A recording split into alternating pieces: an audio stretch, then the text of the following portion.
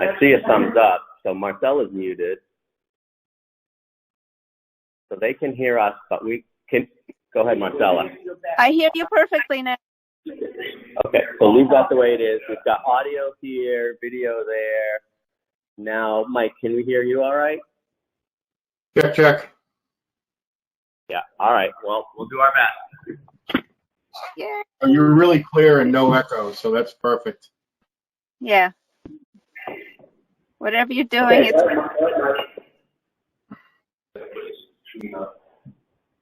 Yeah, we're gonna share screen. Yeah, he's gonna share. All right. So it goes without saying, everybody should keep themselves muted except for Mike, and he's gonna share his screen momentarily.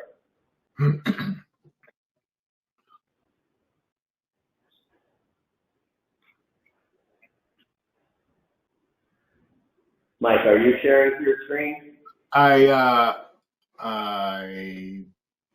believe I was. I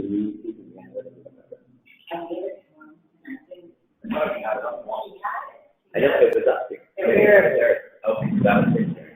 All right, and then can we get rid of your music thing, or are we gonna do that? Just go my way again.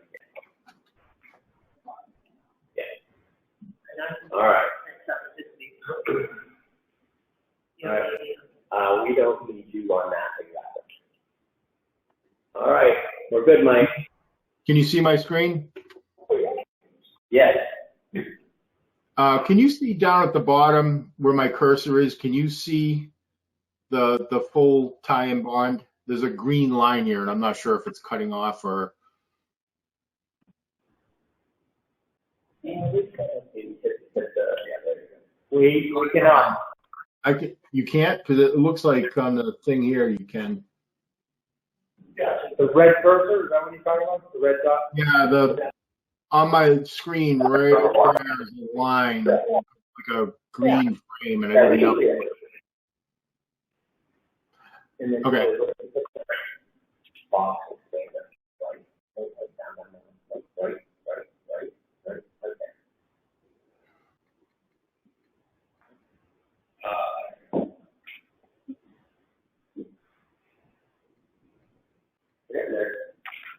We can see everything we need to see, Mike. Okay, great.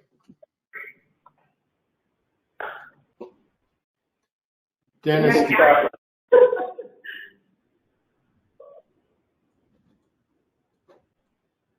Is Mike doing the presentation? All right, so. Go. All right.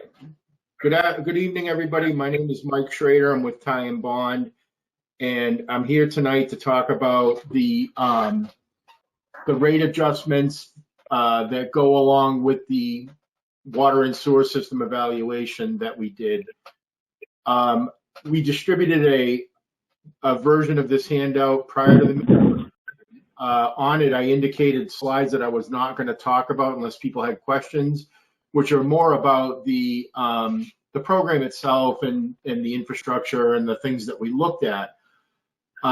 Is that work for everybody? I don't want to go through all 36 slides unless you want to.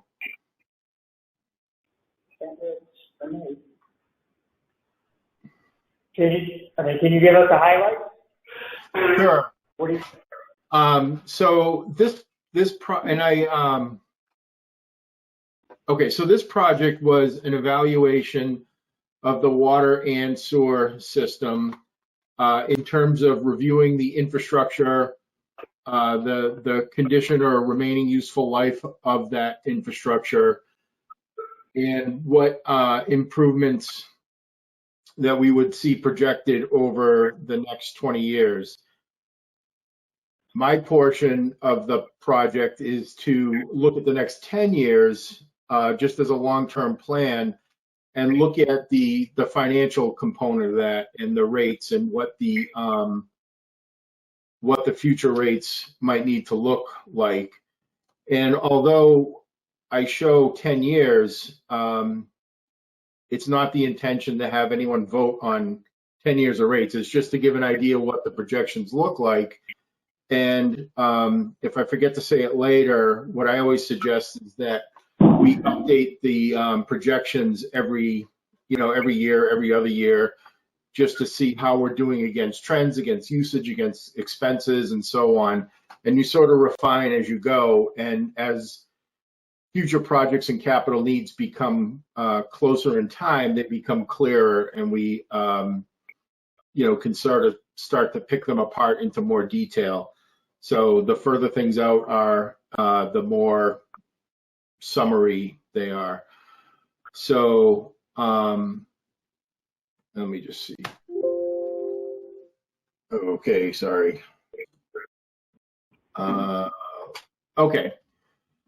So one of the things that I always look at is water use trends, and water use applies both to sewer and water. And the reason that we look at it is we don't project revenue per se. We project water usage because it's such a large component of revenue that if your water use is going down at, say, 2% and your costs are going up at 3%, you effectively start to lose. It's almost like inflation. You lose 5% a year just standing still doing nothing, holding your rates. So in your case, the water use has been going up by about 1%. And we can see here that this graph shows the split between winter, summer, and then the spring and fall in between. And then at the top, I look at the summer to winter ratio, which just gives me an idea of how much irrigation and discretionary water use you have. And for context, I would say Upton's, in like maybe the middle third. It's not a really high seasonal increase, but it's not really low. I think that fits the character of the town as a suburban town. Oops, sorry, I have to press that. When we look at rates, the things that we want to do is the first one is to recover your full cost of service, which is sort of on the inverse, is saying that you want to be doing everything that you need to do to operate your water and your sewer system.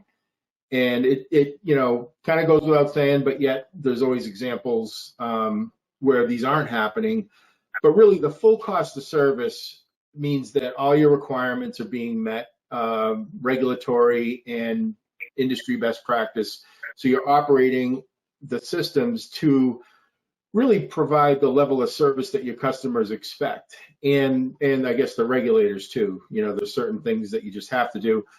That both systems are fully staffed. You don't have this legacy of people retiring and not being filled. And then the most important one is that there's an active or a proactive repair and maintenance program. And capital costs are the single biggest driver of rate increases, and that's universal.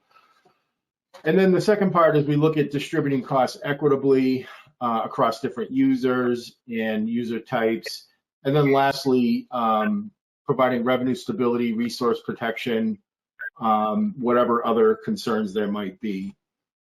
This, just very briefly, the way that we do this is we build a pro forma for both utilities separately, and we take the actual operating expenses from the past, existing debt, and then again that capital plan, which is what the output of our evaluation was. It ends up with a capital plan, and then this effort looks at what the costs are going to be, and then we take the revenues. I project the revenues, looking at usage, looking at your existing rates.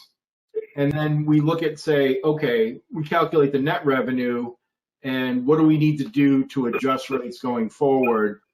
And there's a bit of a back and forth or an iterative process where we're making decisions on the long term and on the short term, trying to balance out rate increases and such.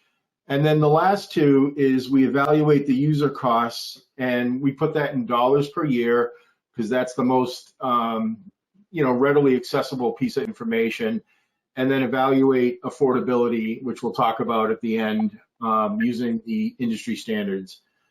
So getting right into it with water, we separate the operating expenses from your CIP and debt expenses.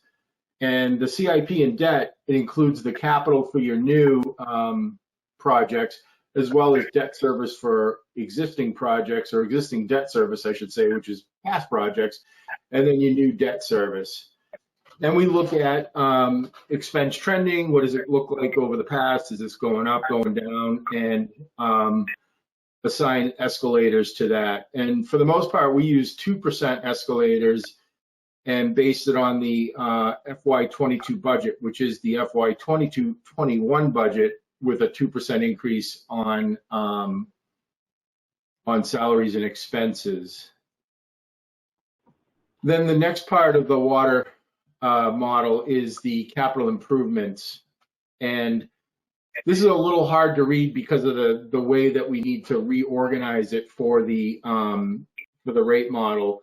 In the report and in the slide previous to this, it shows it as a table with, you know, the way that the improvements are defined is category A, category B, category C, which is immediate, midterm, long-term, and you know, further out in terms of priorities. So we have this $14 million worth of projects spread out over that next 10 years, and looking to, you know, to fund that. So this is actually, this is just a snapshot from the model showing that we're increasing the usage by 1% per year and the customer base by 1.3, which is around 19 accounts per year, which is what I saw in the data. So when we look at your revenue, it's important, or I think it's helpful to look at where your revenue comes from right now. So on the water enterprise, your revenue, the bottom 5 portions here come from the water rates themselves. So you have a base fee, and then you have 4 usage tiers, which means that it's the opposite of bulk pricing. The more you use, the more expensive per unit the water gets, and that's to help preserve your sources by encouraging conservation. Then on top of that, there was, or up till now, a surcharge, and then as a complement to that, a general fund cost share. And I cannot see very well, so if people have a question, I want you to just, you know, shout it out. But the concept was that existing debt was shared 50% with the general fund and with the users. And what the users were charged was this surcharge, which was at the end of a quarter, the DPW would figure out how much that debt cost was and assign a per gallon surcharge on top of what they paid for rates. And then the general fund made up the rest of it. And we'll talk about that for both water and sewer. For the water, which is carrying more debt, we've looked at phasing that out over the next 10 years, literally, you know, decreasing it over time. And I'll show you that in a minute. And then for the surcharge, just to be clear up front, we've not included bringing that forward under either of the 2 rate alternatives that we looked at for water and sewer. So the entire rate, or the entire cost of the enterprise minus that decreasing amount of existing debt will be shared by the users. And then the new debt that is incurred that does not get shared. That's 100% on the users. And then at the top is your last 10% of miscellaneous, you know, convection fees and whatnot. So, sorry, I just have a quick question. Go back up to the previous slide. You said that general fund debt share is only on water users. I thought that was spread across the entire community. So I'll answer. Do you want to let him know? I'll answer. You probably can't hear me. He can hear you. Okay. So it hasn't changed. Right now, our current debt that we have incurred over the years is on the 50% of the ratepayer, 50% of the general fund. Exactly. In this scenario, Yeah. we will phase out sewer in the next couple of years Yeah. and water in 10. Yeah. But the past debt we have Yeah. is taking those 10 years to phase out. Yeah. We won't incur any new going forward, Yeah. but the old debt remains Yeah. 50% Oh, of it. yeah. So I got it. So we're saying the same thing. Okay, so that general fund debt is all taxpayers, it's not just the water users. Right, it's That's every 50%. The 50% that has been funded from water users is built back into the rate, so we don't have all the surcharges built into their rate. But 50% that's been funded from the town is gonna remain, phased out over the years. We couldn't just scrap our thing and get rid of that thing, Yeah. but we're going to phase it out. Thank you. This says that we're supposed to have a little more aggressive schedule. I thought we were gonna phase that out a lot quicker than 10 years. I don't, we might be able to, depending on, now remember, Steve, we're looking at a pro forma, so this is a crystal ball, 10 years ahead. It's really, if you listen to Mike, it's really driven by capital. They're going by, this needs to be replaced this year, this needs to be replaced this year. You know as well as I do, we hold on to things, we keep things maintained, we hold on to things longer than the recommended manufacturers of replacement use. So you're going to, just like you always do, they take the worst case scenario and say, here's your pro forma over the next 10 years. You're supposed to be replacing that roof, that pump, that clarifier. Things, we may take things to a degree where it gets elongated and that scaling economy drops so that you don't end up having such an increase in the rate. That will allow us to pay down the debt faster. But it's based on the bond that we have. And it's based on conversations with our finance director. And that was his plan, is within 10 years max, to pay it off on water. And then the next couple of years, we're done with sewer. For what's on the books right now? For total debt, No, for the water debt. I mean, that's gonna be phased out over the next 10 years. right off the top of my head, Mike might have it, because he was talking about No, Ken. just that it is just for the existing debt that's gonna be phased. We're not gonna have. Correct, we're not having, going forward, anything we have to do will not be put on the general, 50% will not go to the general fund taxation. It'll all be borne by. And the other 50%, would that, are we planning to embed that in rate, or would we in the future say, we're gonna have the rate, and then we're gonna have some, we're not gonna call it a surcharge, I'm sure, but some separate charge for the capital outlay? No, everything will be included, right. So we'll never have the surcharge, Everything- and we'll never have to share across the whole town, subsidy. So when you all vote, Yeah. every single year for our rate, you know what's inclusive of it. It's based on the operating budget, you know what capital plans we're doing, you know what projects we have scheduled. It's all transparent. There's nothing built into the surcharge. Does anybody know the history of why we would have subsidized it in the first place from the general fund? It was actually, and it's not uncommon. The surcharge thing is uncommon, but they call it different things. But the reason is, when the water enterprise fund was born, it wasn't an enterprise fund. There was a time when, just like most cities in town in the Commonwealth, when they first started the water or sewer department, there's not enough of a base to be able to make it self-sustaining. So it's based off the tax rate. So it started off being 100% taxes. And then it's been trying to wean its way off and be self-sufficient. And it's almost there. Got it. So that's sort of just a normal progression of creating a water system.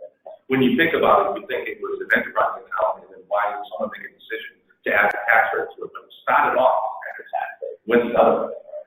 We're going to invest in water infrastructure. But and our goal is 10 years from now, we're going to be self-sufficient. It's going to be the user rate pays for everything. Yeah. Right. Started at 100 users, we're probably up to 1,600 users. 1,715 water, wow, 800 or so.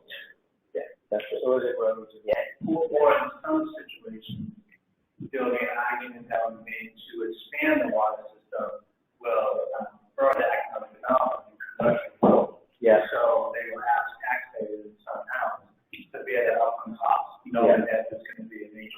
Got it. So like if we said, hey, we want to spend however many millions of dollars to put water up 140 to attract businesses, it's not necessarily fair to just tax people that are using water to, take it back. Right. And then that's going to help the community as a whole reduce the tax rate.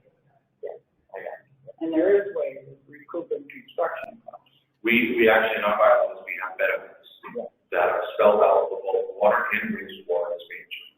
So if the town itself sponsors to put water, as we were talking about before, there is a benefit assessment that will be done to all homes that can connect to the water and the wastewater. And they have a certain amount of time to connect, and then there are certain fees, 90% back, for recoup. And It's all in our bylaws. They have 20 years to pay it off. Now, that's different if a contractor does it. A contractor is saying water and sewer at his expense and for his benefit, then the cost to hook up is not borne by the residents.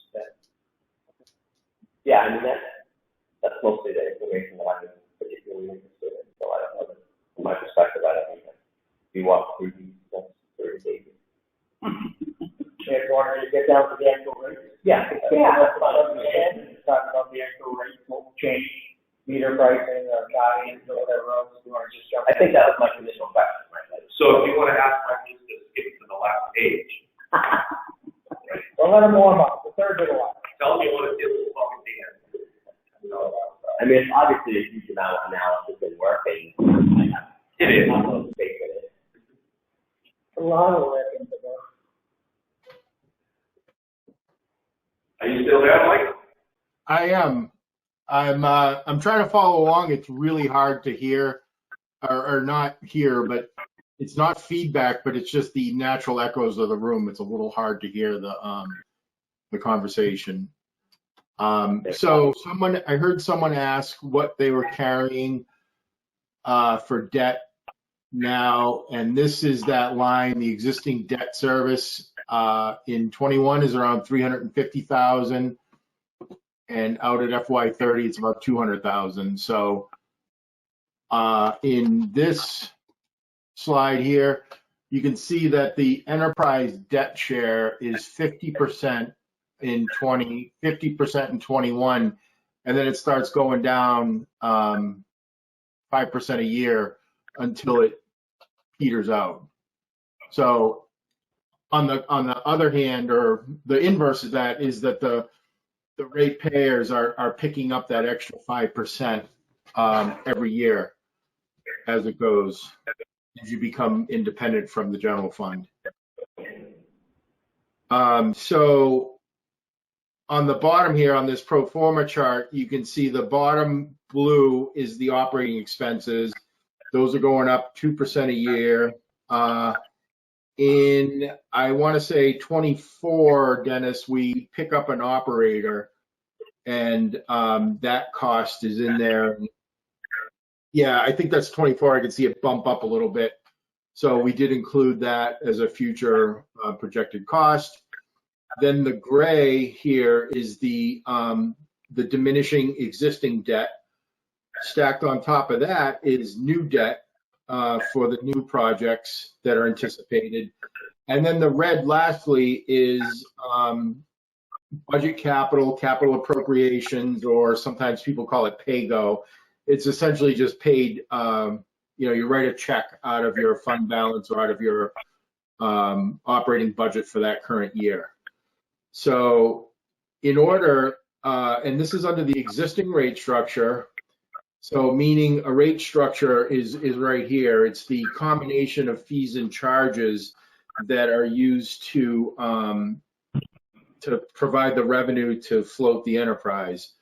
So the way the rate increases work is we apply the percentage across the whole vertical series of charges here equally, and the make number, if you will, or the what I use to set them by, is this gold line at the bottom, which is the fund balance or your reserves that we use the retained earnings to start, but it's the fund balance, and we target a minimum of 20% of that, of your operating expenses.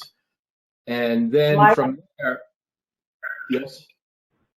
Could we move on to the rate recommendations for the rate? Sure. These are the rate recommendations right there. The next, we looked at a revised rate structure where we changed the ratios a little bit and changed the meter fees to go up with the size of the service. I'm sorry, ma'am, did you want me to like go right to the end? Yeah,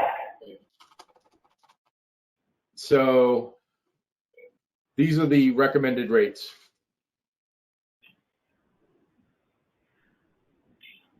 So Mike, I'll do some explaining for this part of it. So when you look at your chart, you can see on the left-hand side of the description is the meter sizes along with rehabbing veterans reduction, a senior reduction, and then our 4 tiers. It's all quarterly based on usage. You can see fiscal year 21 was the charges that we currently have, minus, you don't see the surcharge in there, obviously. And fiscal year 22 is the proposed. And the largest increase you'll see on the proposed is going to be not for the actual tier 1, 2, 3, and 4 usage. It's going to be for the actual meter size itself. You can see that the old, in fiscal year 21, we charged $18.80. If you recall, we've had that since before I got here. That we have not moved that in the 3 years I've been here.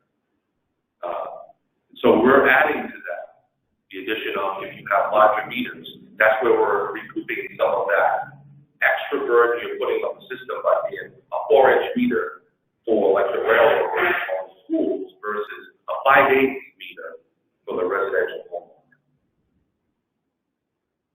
Now, what's important when you look at it, you look at the differences, the numbers can seem like they're significant increases.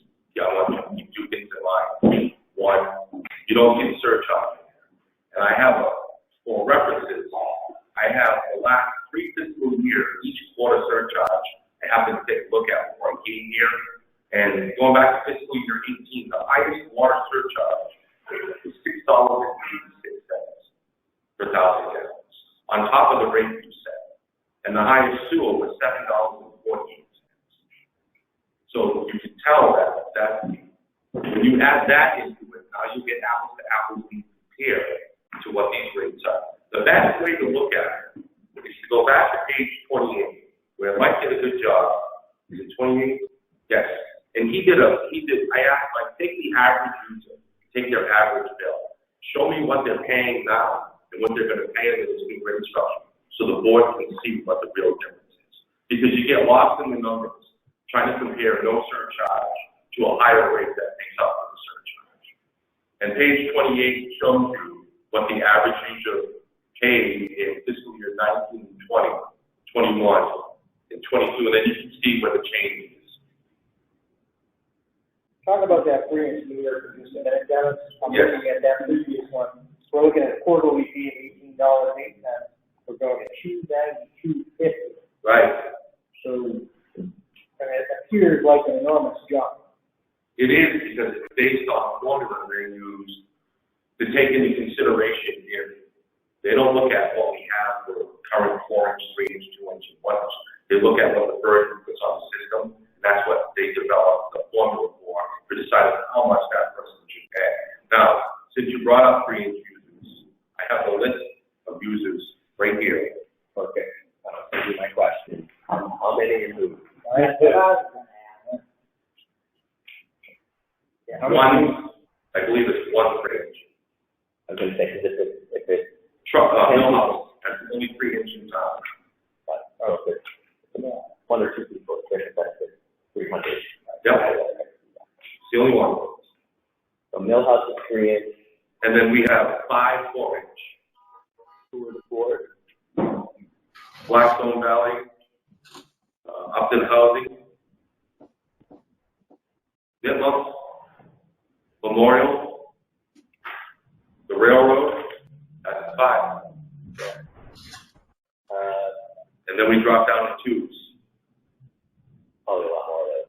Upton Inn, First Colony Development, Lobister Laundry, Dunkin' Donuts. There aren't that many of those. So these are all, there's Fire department, police department, town hall, there's a handful of them, and they're all businesses. for us. For us, yeah. And then now you're down to 1s, and there's very few 1s, and then the bulk of them are 5/8 residential. Okay.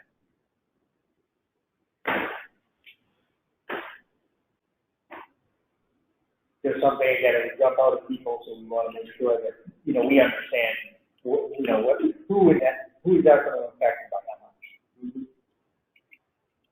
Oh, I agree. So in a nutshell, what we're doing here is we're getting rid of the surcharge. There'll be no more surcharge, which will buy my phone down. Unless everyone thinks they're getting punished when they see that. Why am I getting the surcharge? I pay my bill every quarter. Then I have to go through the explanation, which I usually only make 50% through and they burn it up. Okay, I gotta pay it.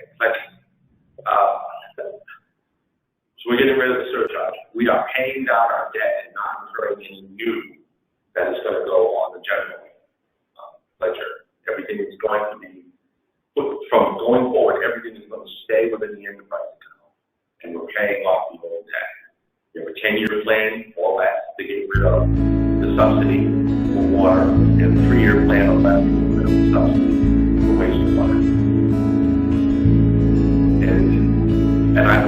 So in our general bylaw, we don't have any particular policy or anything that says we have to use this heading out toward a dream. particular formula that says in our general bylaw.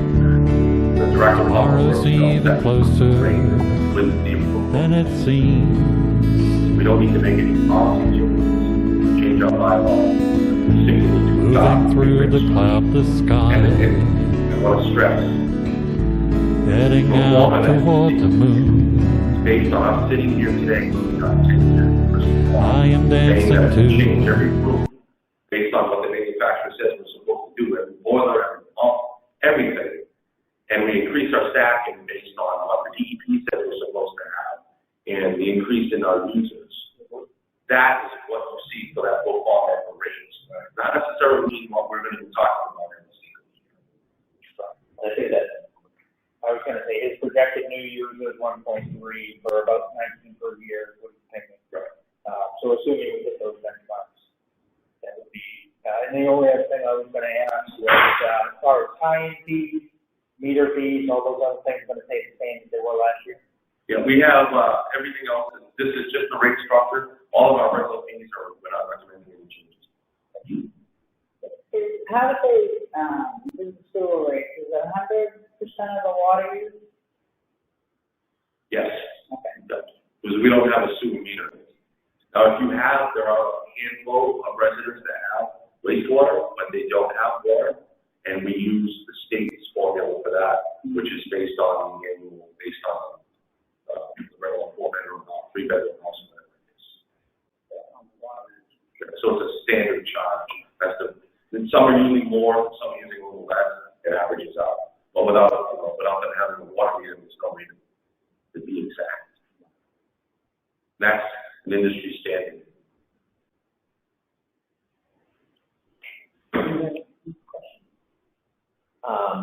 one is there a way for us to add a senior type of rate or fee structure to sewer rate the way we do for water rate?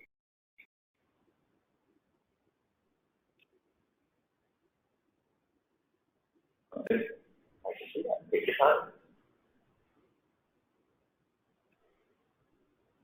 What? I remember this question. It would be, 100% of the water. I remember this question coming up once, and there was a reason why we didn't do it, and it's escaping. Mike, do you recall any reason why we don't have a senior discount for sewer? Did you hear that question? I did. The amount of revenue that came from that slice wasn't very big. You can maintain that if you want by just doing the same thing you do now. Seniors get 50% off their base, and military or veterans get 20%. So that would be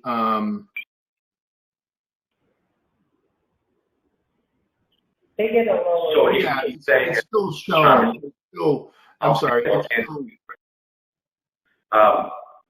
a piece of pie. You can slice it as many times as you like. You can give this person a bigger piece, but that means that person gets a smaller piece.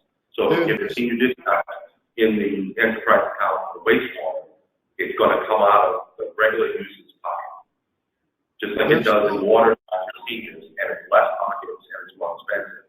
So that's one of the reasons why we probably haven't really looked at it very hard, because it would jump up the rate for a regular user, and it's expensive as it is. They're still there. And here, I don't know if you can see, I drew a line around them. The quarterly fee is still half for, you know, the senior and 80% for the vet. So, Yeah, it's there for water, but it's not there for wastewater, just the it's vet. right. Very good. So that, Wait, hold on, I'm looking at two different things. This one, the one he said on the screen says senior, the one here doesn't have senior. So maybe we're just looking at different pages.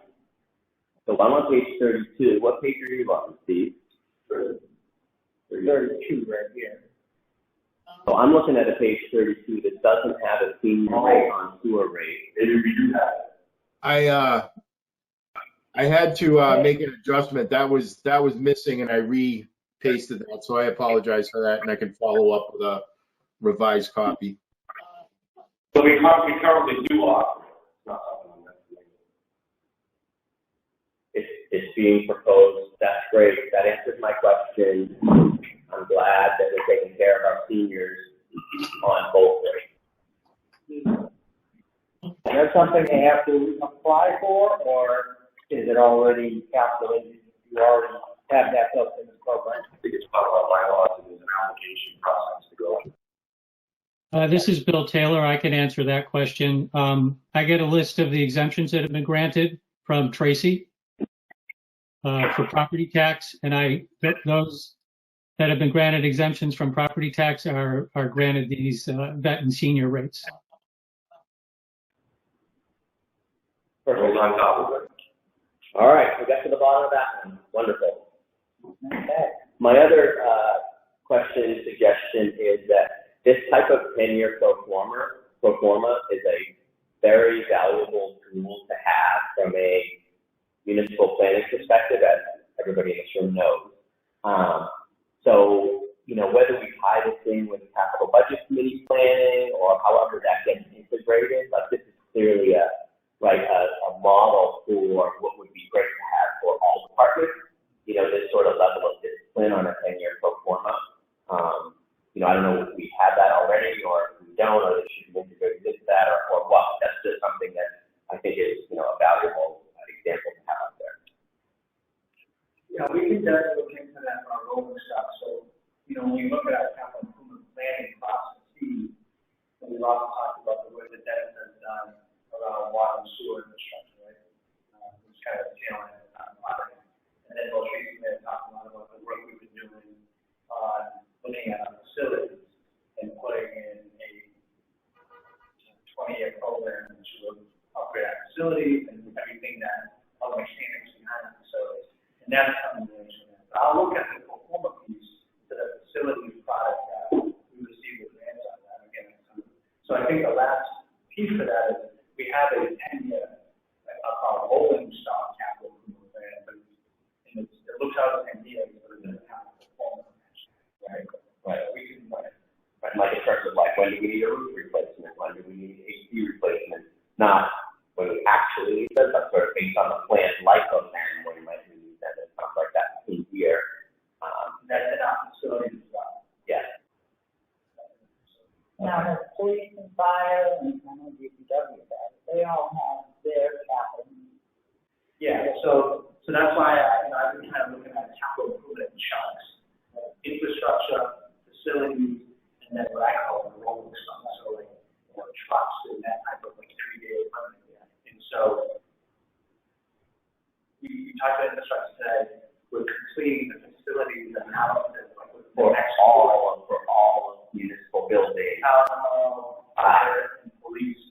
We did not do the library and the senior center for the purposes yet. So those I think will be wrapped up in way. If you look at, like, it'll look at the HVAC system. So this got a 15-year life expectancy. This is the need to replace it. This is the projected cost during the time. It's not for the doors and the mechanics. The windows, right? So we've done a good job. We've worked on that. We've done a good job on that. Now identified rolling stock. Yeah. Right? But, you know, I think, and we projected that. So, yeah, I think in totality, we've done a really good job of really trying to protect where we need to be in the next 20 years.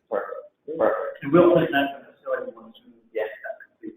Love it. A lot of great progress. Good. That's it. Thank you.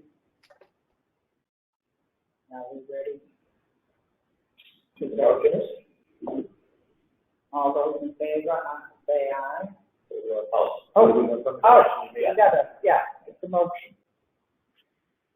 Can we just make it based on what's here? That's on,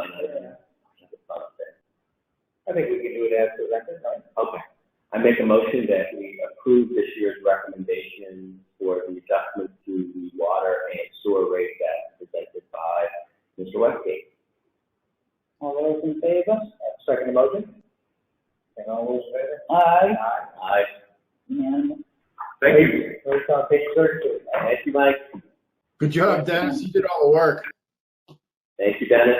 Sorry for the choppiness. The audio is a little difficult. We're all doing our Sorry best for the today. problem, we're trying to do our best. Yeah. You can get a paper copy of it, it's great, you can kind of read up on it and spare time, and if you have any extras, I'll get four. paper copy would be nice. Oh, Great. Did you get one of these? yeah, And you confirm that? mine's gonna fly. Has everyone had a chance to read the meeting minutes of May 18th and June 1st? I have. I'll make a motion. Has anybody, you're all set with it? Good with me? Good for me. I make a motion to approve the meeting minutes as written from May 18th and June 1st. Second motion? All those in favor? Aye. Unanimous action. January. Have a street sign request. Yeah. From Stephen DeCow on 67 High Street. Once the tip project is complete, Jake breaking will get even worse. Is that a problem that they're having on the eastbound side of the beginning? What is that? The High Street, I think. Hoffman Road, right? Yeah, I think he lives on High Street, I think he's on that section. It is not a recommendation by the DPW director, and it was not recommended by Chief Michael Bradley. Upton does not have a bylaw prohibiting Jake breaks, therefore a sign would not be illegal or enforceable. So I don't think we can take action on this. It's miserable, I live on that road. Mm-hmm. And them doing that, well, it's just ridiculous. I don't know why. I talk to people that are truck drivers and they know not to do that in residential areas because it's so loud, but it's not, just do it. It's quality of life, it's not like it's all. If I may say, I have a CDL, one of our trucks that has an engine brake on, or Jake brake. Jake is the manufacturer, there's a couple different styles of engine brakes, but when you're hauling weight, especially if it's a tandem combination, you basically have three forms of brake. You've got your tractor, you've got your trailer, and you've got your jerk brake, which is an engine brake. So you're asking if somebody's carrying a lot of weight, say it's trailer up or fuel on, you know, unfortunately, most of the products that are rolling over the road are things that we all need. You know, we all like to complain about trucks, just like we have some viewers that complain about delivery trucks. Yeah, what do? 5 minutes later, we're on the computer ordering goods. So it's a tall task to ask truck to stop without that brake. Yeah, I wouldn't, that would be up to the decision on the truck driver. I wouldn't say like, you can't use it, use that. It's just a matter of,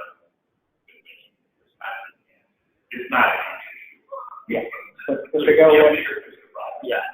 to go one step further, I think what you're gonna probably see is there was never a full set of lights at the bottom of that hill with the light. So it will get worse because they have to be prepared to come to a full stop. Yeah. That was not the case last year. Most of the time, depending on time of day, guys could roll through there, they probably weren't dropping gears, they weren't shaking, didn't really need to, I'm gonna use the term shake off speed.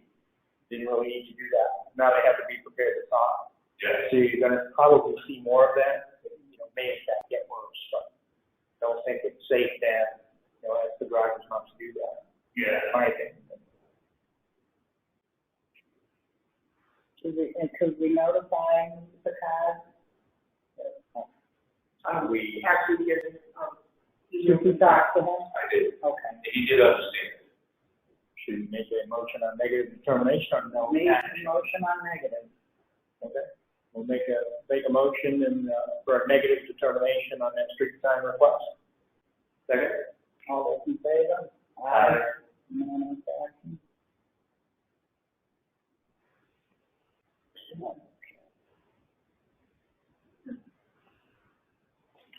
We have to execute and sign Kelly Property CR and D. Is anybody here for Kelly Property? So we have a number of folks that are in attendance virtually that have been answering questions. That Steve Penko, Sarah, Mrs. Collins, Christine Scott, I can speak to it, myself in the back, so I'm sure they have answering questions. But I'll just get back on it. So the conservation restriction for the other two parcels of the county acquisition, today, the medical arrangements, they closed on the parcel that we signed the conservation restriction for 2 weeks ago. So that deal is closed. We're expected to close on June 28th for these two parcels and at a cost of $156,908. So again, these are the conservation restrictions for you and the acceptance of the deed. To your question, Steve, hunting is in the conservation restriction as it was in the previous conservation restriction. But again, any detailed questions, I'm sure any one of these folks have to answer. Do you have any questions? I do not. Do you have any questions? No, I think you've got the same as, it was really the same question as last time, so I assume that the restriction is the same as last time, hunting and fishing is the same. It is allowed. We have a motion to approve the CR restriction and fine. Yes, I will make a motion to execute the Kelly property conservation restriction in deed. Second. All those in favor? Aye. Unanimous action.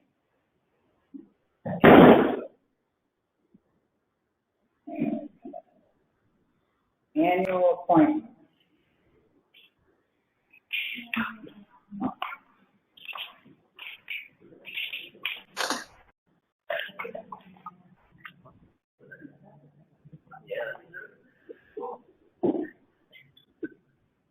Now, how would you like to do it?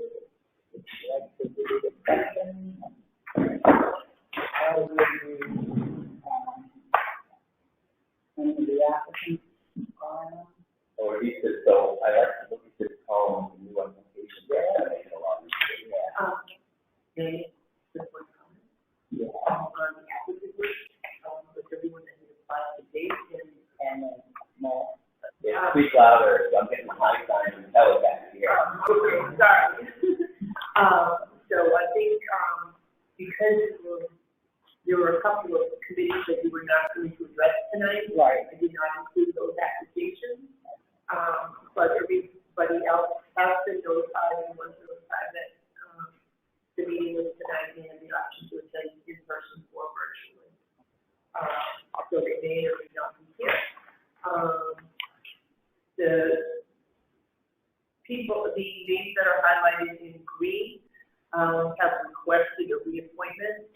The yellows are vacancies. The blue are people, that have not responded,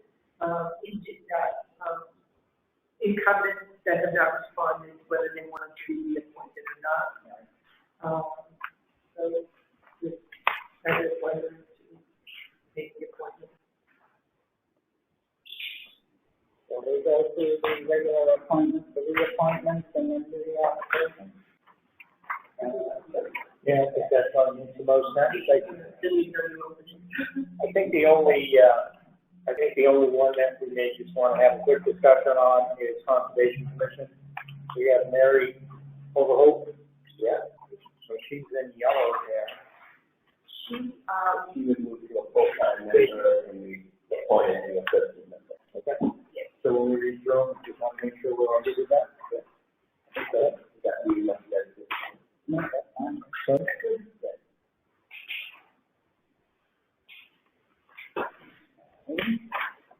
So I make a motion that we appoint Casey Law as our attorney for 1 year. Second motion. All those in favor? Aye.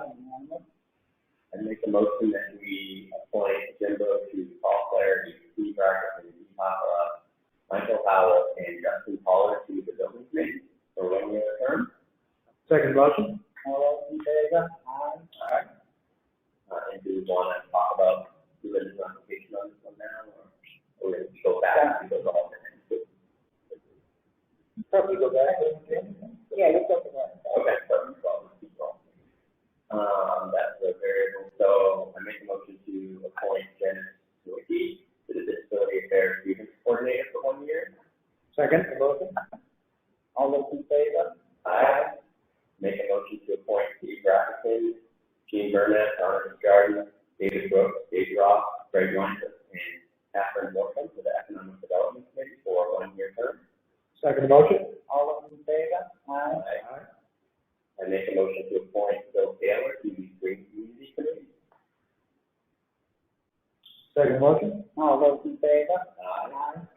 I make a motion to appoint Eric Russo, Scott Hine, Mike Paso, Bill Taylor, Mary Overholt, Marcella Dasa to the Land Stewardship Committee for a term of 1 year.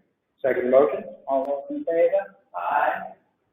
I make a motion to appoint Kelly McCullough, Jim Northey, Matthew Bashwood. Hold on this one.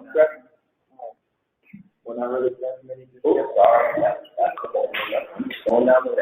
All right, thank you for catching that.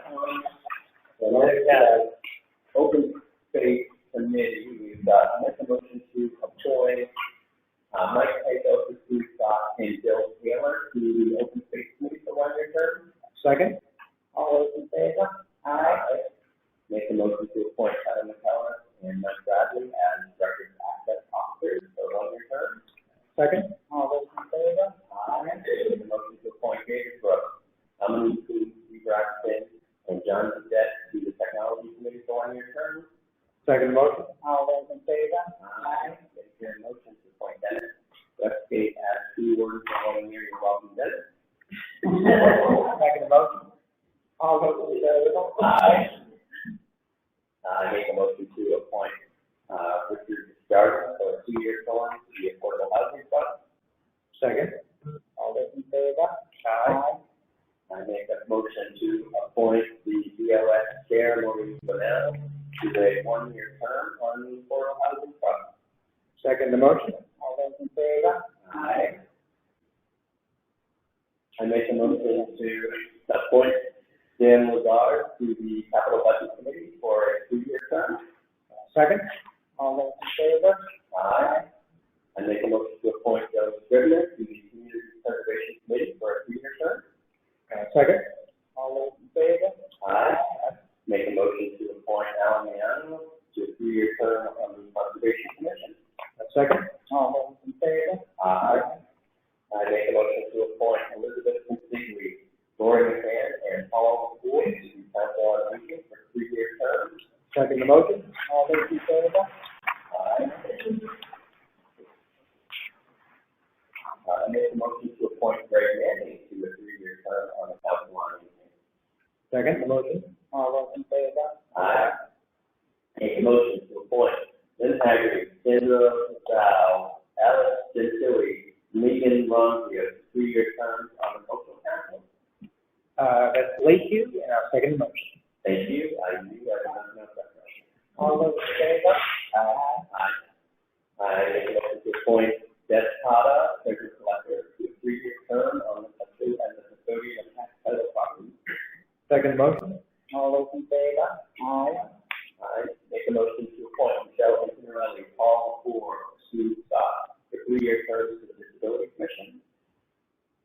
Second motion? All those in favor? Aye. Make a motion to appoint Paul Flaherty and Sean Craig for 3-year terms to the Finance Committee. I am a nay, and vote.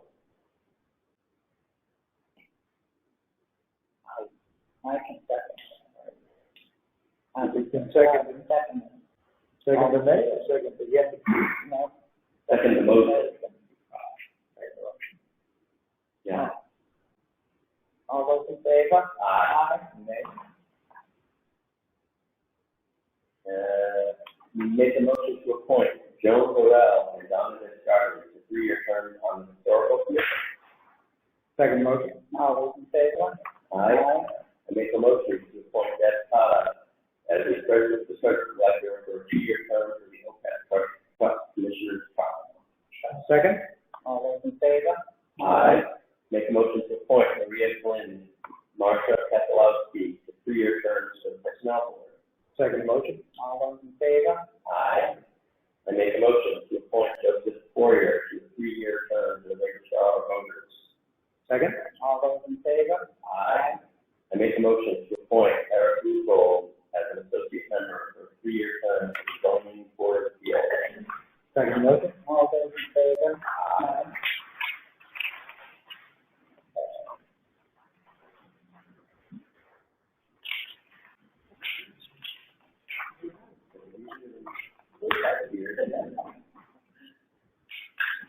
I think the larger sheet helps on. Yeah. Format is the best ever. Yeah. Continuous improvement, maybe that's what we're after. After you, this is what we need. We have those 7 pages of staggered columns. Perfect. Now, Building committee? the building committee. So we have one vacancy in the building committee, Yeah, and one applicant. and one applicant, so nobody else is applying for that, as far as I know. I think we know, I think we've spoken in the past, with Mr. Spargo. Yes. Anything you'd like to add? No, I definitely want to be a part of it, particularly with the historical commission beyond that. Okay.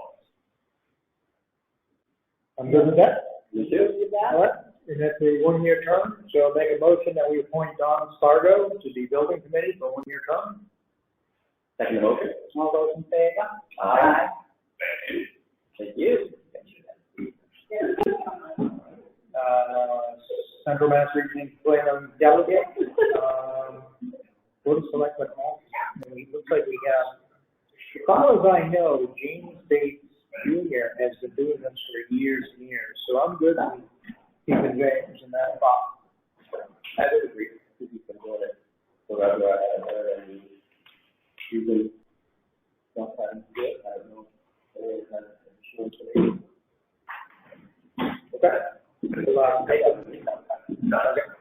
I'll make a motion to appoint James Bates to the Central Mass Regional Planning Delegate for 1-year term. I second the motion. All those in favor? Aye.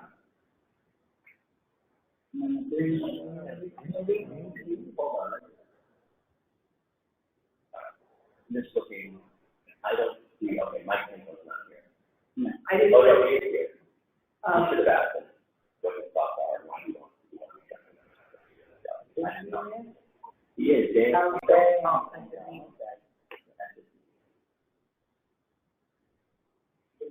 I open it up again? Well, I don't think he's here. Mike, are you here? Yes. Hi, Mike. I just realized that you were here and I didn't ask him. Can we open it back up? Well, we- Send the we don't motion. necessarily- We could ask him what his thoughts are, and then we could make a decision if you want to. Yeah. Okay. Yeah. So, Mike, we just had a question on the Central Mass Regional Planning delegate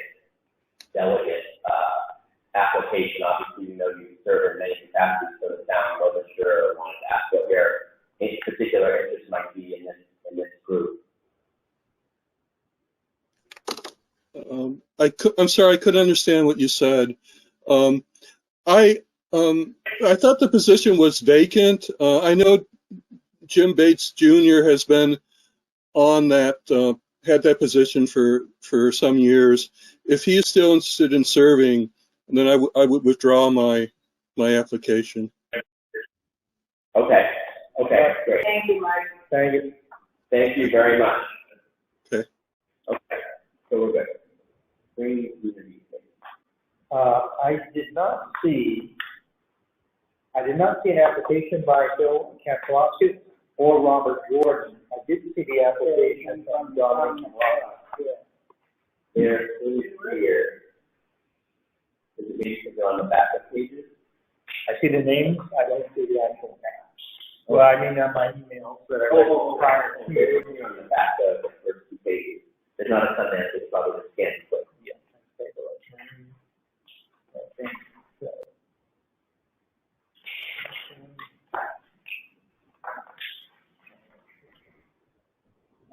Adam Jones. I don't have. Oh, maybe it's a stop. Wait a minute. Here we go. Robert Jordan and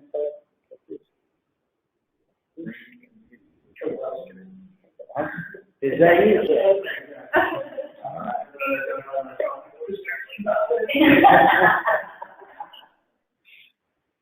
All right, we do have your application in front of us, Green Community. I guess, buy us a few minutes to review. Tell us what your thoughts are and, what's that? Yeah, 4 years probably, which is rational. I just work every day, and the company I work for all of speech reviews. I don't work in that section of it, but they're all open about it. So I just moved around 2 months ago with Kim Ross. All right. That's fantastic. Welcome to town, most importantly. Yeah, welcome to town. That's great. I like that. Good of you to donate your time. And how about, Phil Kaczynski? Oh, no, I'm sorry. You're Robert Jordan? I'm sorry. You're, that's it. All right, so how about Robert Jordan? We have Robert Jordan here.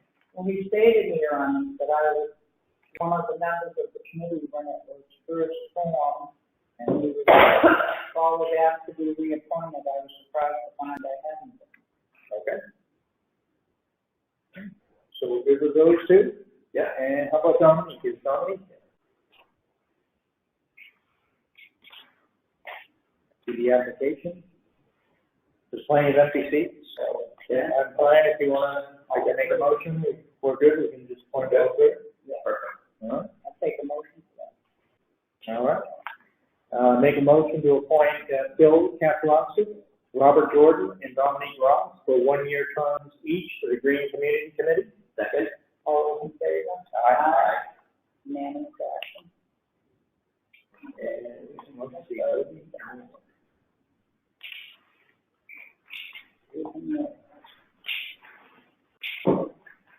Is she here by any chance? Let them know. Is she online? Yes, she is. Okay. Sure. Good evening.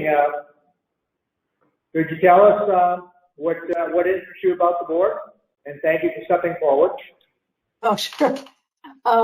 So my name is Libba Moore. I forget whether I put on the application Elizabeth or Libba, but I go by Libba. I would just be interested. My husband and I have lived up on North Street for 35 or 6 years, and I just retired a couple of years ago, and I've been more and more involved with some of the projects by the Land Stewardship Committee, and I just would be very interested to participate and support and help out. Great, thank you. Any questions? Are we good? Sounds great to me. Thank you for stepping up. Oh, you're welcome. Make a motion to appoint Livermore to the Land Stewardship Committee. Second motion. The second one, sorry. Oh, wait a minute, actually, 1 year. You know what, I take that back. We have Alan Rosefield there, we have not. Does that mean Alan is not interested? He has not contacted either myself or myself.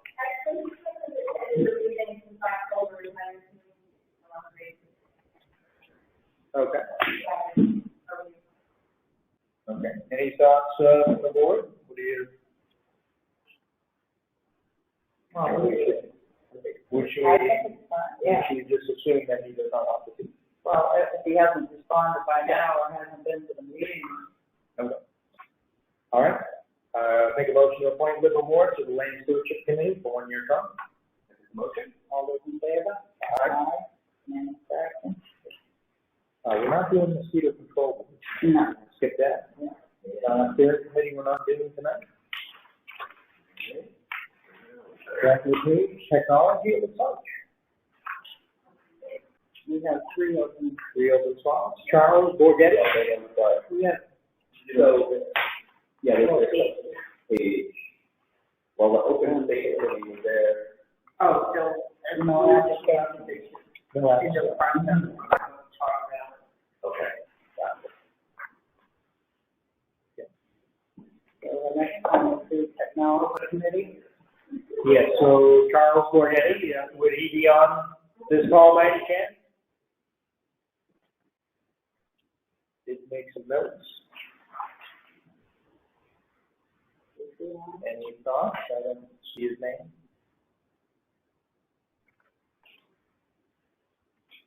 What do you think? Are we good? Should we appoint him, or would we like to listen?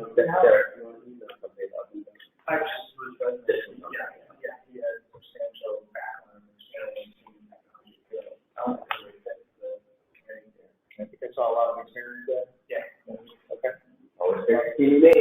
Make a motion. All right. We make a motion, we appoint Charles Borghetti to the Technology Committee for 1 year term. Second motion. All those in favor? Aye. Looks like Affordable Housing Trust, and that looks like that's a 1 year seat. Oh, no, it's am I reading that correctly? There's an X in the box. I assume it's 1 year. Amanda Graham, she's I'm looking at it. she's on file an application. She hasn't responded, to several emails, but she wants to be appointed. Okay. Let's say it down. But based on where Al's name is, I'm assuming that's a 1 year seat. Right. Okay. Graham is a 2 year. When you replace the Amanda with Al, is that the idea, or is there a vacancy, so we're really just adding Al for 1 year? It looks like it's, Anything regarding that?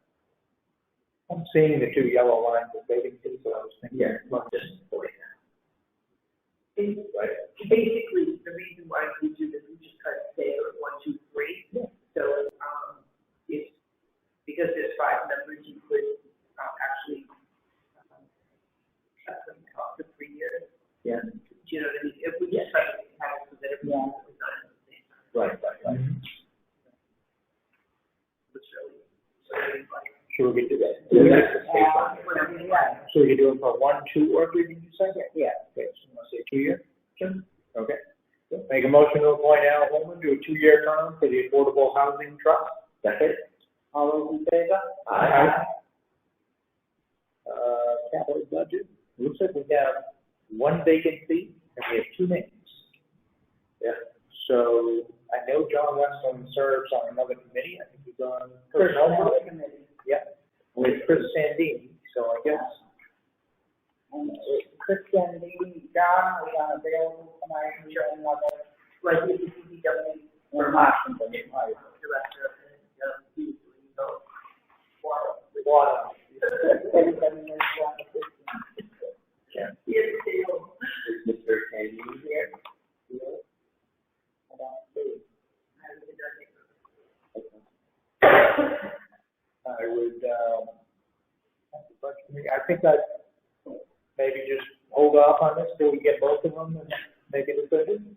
It'd be nice to get a new person in. I don't want to, John would be well qualified. Very well, works, he's the director of Hopkins. But I don't, by the same token, I don't want to turn away Chris if he has some unique qualifications that we may not know about. He's a finance, he was the finance director, so he's finance. Oh, we're not going to. Certainly, he has the best experience, or sort of most relevant experience for this kind of a role for capital government. John was, he was in charge of all capital for the DPW, which is huge, and he's got his master's degree in public administration and 35 years in municipal experience.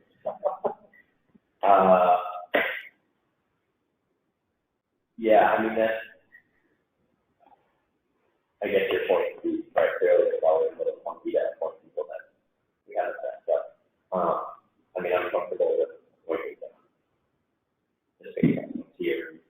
And more recommendation. Like I said, I could go either way. I hate to turn somebody away that hasn't served on the other committee and have somebody serving on two committees. Those are the only things I'd love to kind of give it a second look before we do, but I'm good either way. You two can decide. Okay. I'll make a motion to appoint John Westerling to the Capital Budget Committee for a 2-year term. Second motion. All those in favor? Aye. Unanimous action. Conservation Commission, looks like we have 2 people. Mary has been an associate member, and is David Serta? Is he on the phone? Very good. Good evening. Please introduce yourself and tell us what interests you about serving in Bath. Yeah,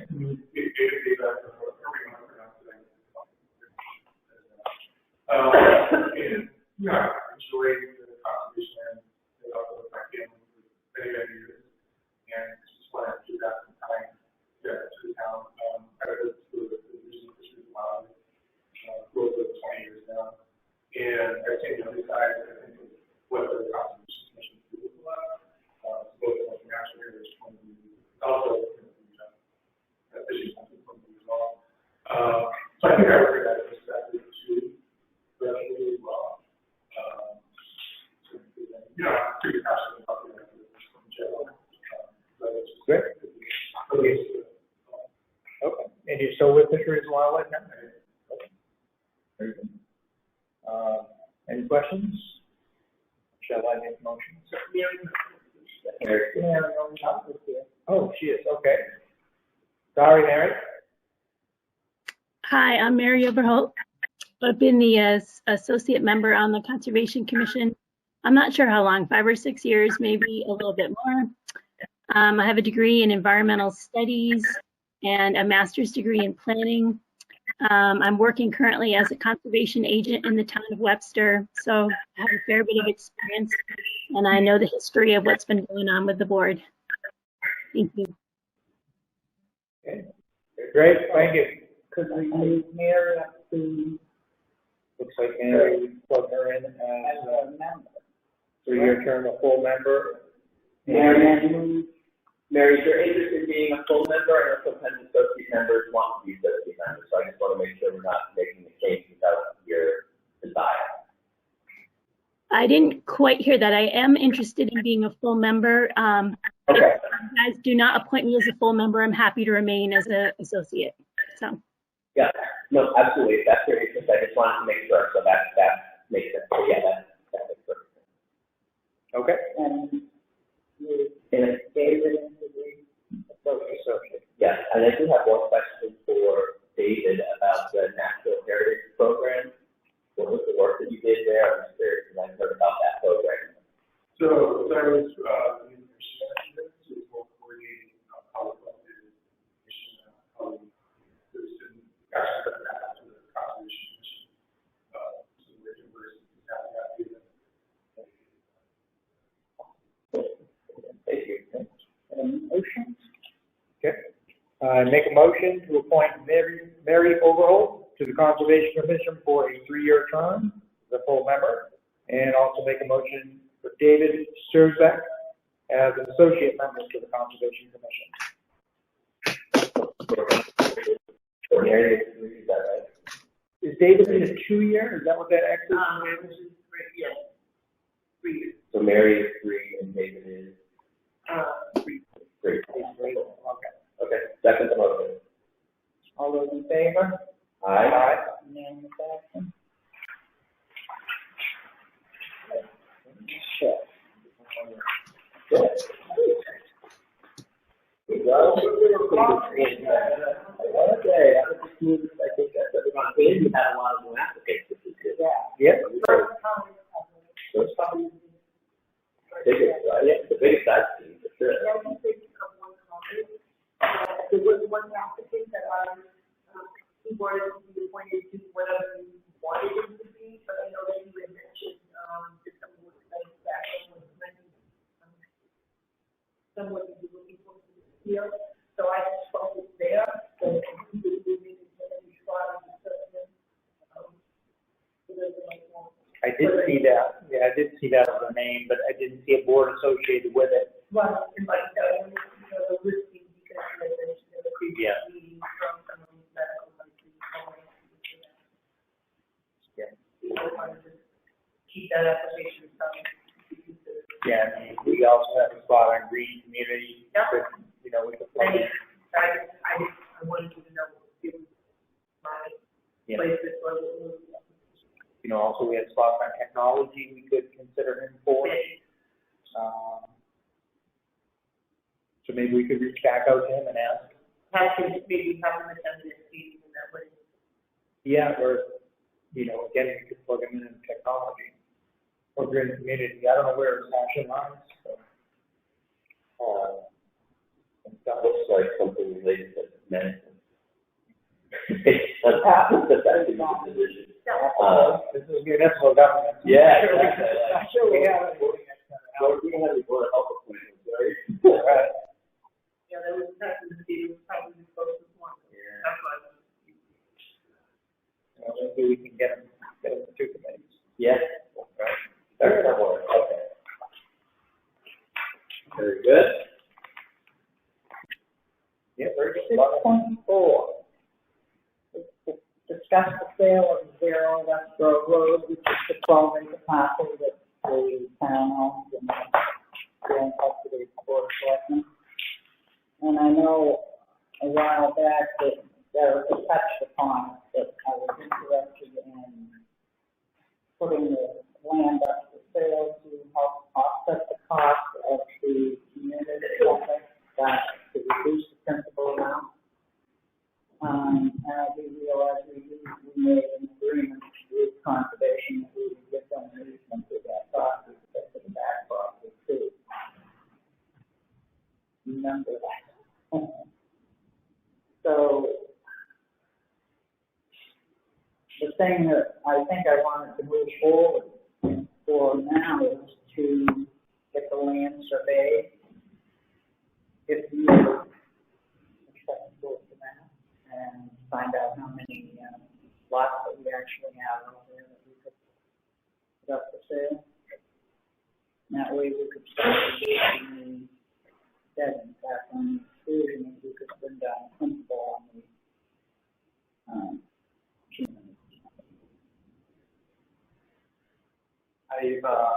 This topic has come up numerous times in the past. I've always been in favor of. That's a very nice piece of land. I feel it's a developable piece of land.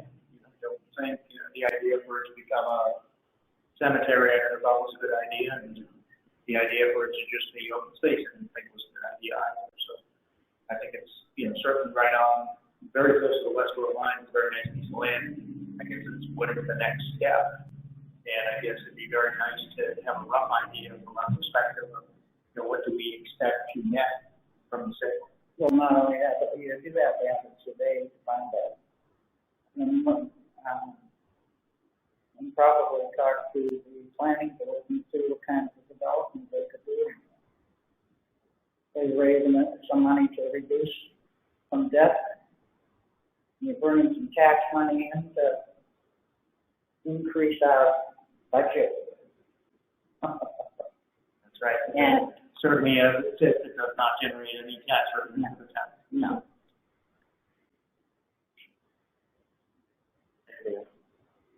I just wanted to. Oh. Good? No? Okay. So, yeah, I totally agree. Just to set that right. Like, I absolutely agree that that's the right way to proceed with this.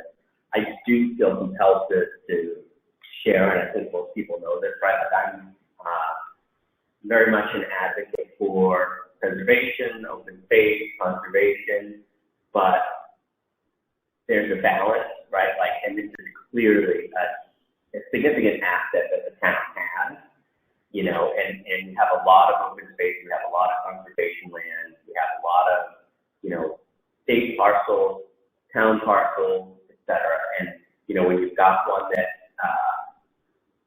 has this much value, commercial or from a tax revenue perspective and from an income generating perspective, I just think it's the right thing to do. And for all the years that, you know, people have made comments, and Steve, you heard and known this, right? You know, we buy all this land all around town. Like, why we're not, you know, why are we buying all this land? And I think that the idea of, you know, using this, you know, piece of land that's on the outskirts that is highly valuable to fund some of what we're doing for the rest of the town and the town center, you know, makes perfect sense. In this case, I can't say that I would support, you know, selling every piece of land we have around town. I think it's a case by case basis, but this is definitely one of those cases where, you know, I fully support you. And as far as what worth is, I mean, they can guess about how many lots are in there, but, and they must be going for $175,000, $200,000 a lot. Mm-hmm. And you're also managing your roads that way. Yes. So we would have it, so we would want a motion to survey it, and we would pay for that, when we have the selectmen discretionary, what we sort of set up to do those kinds of things. Do you think it would be that much, Eric? I'm thinking probably somewhere around $100,000. What do we have for a balance at this point in time in that fund? Well, give me a few minutes. I just can't remember what the last expense that we expended. I feel like we used it a few times. Yeah. Thank you. I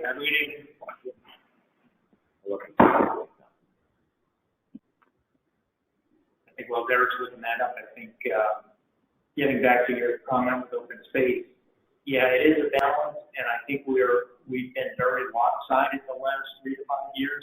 We've bought an awful lot of parcels of land, and I think we really need to, you know, I say this so that you don't like think of Marcella, whoever happens to be listening.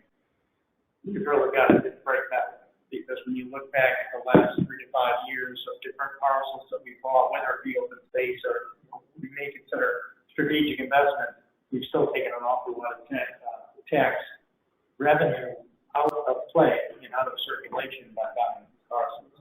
You know, whether it be, you know, those Kelly's parcels, the Robertson conservation restriction, you know, and so on and so forth. Yeah. So we have a balance of $23,000 left account. The remaining is, yes, we have 2 weeks. Mm-hmm. So I have to see if I can get a survey to get the work at least started in the fiscal year. If not, we would have a beginning balance of approximately $29,000 beginning of January. Okay. So I would make a motion that we expend the dollars to pay for a land survey of 0 Westboro Road from the Board of Selectmen discretionary. I'm going to just make an amendment to that, up to $6,000. All right, that sounds good. Yeah. Yep. Second the motion. All in favor? Aye. Amended. So a couple of things with that, you know, I worked on the survey, and if the board ultimately decides that they want to put this parcel in of the bid, then work with Kenny Costa, because we have to set up this account specifically the sale of land to go to a specific purpose. So that takes some time. And then last thing, I think we need to do a lot of analysis. You know, what is an appropriate number? Because what I would ask is that we could send a minimum bid. So maybe the other 600, we will not accept the bid until last May. So that, you know, giving us an analysis that can make. And this piece of that is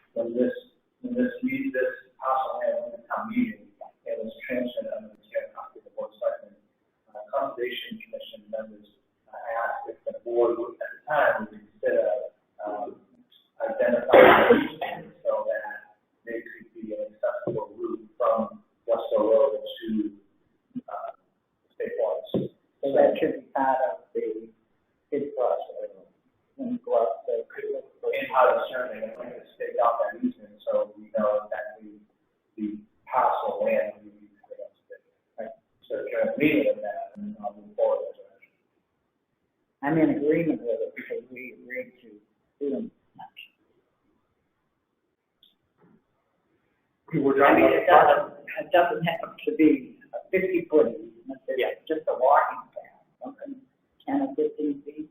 Yeah, for 5 years, I've been questioning where the easement we have is on Orchard Street.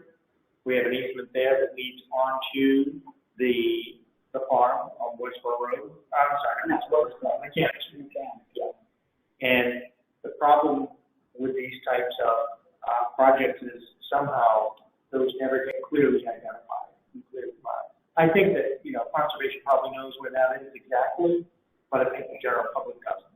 So I think it's always a good idea to try to find that out. So we should have it surveyed and just make sure we like mark it or whatever. Right. Right, because you're right, like to have an easement or land or access that nobody knows about, right, like that's not what, if we're paying for it, the people are paying for it and the people should have access to use it.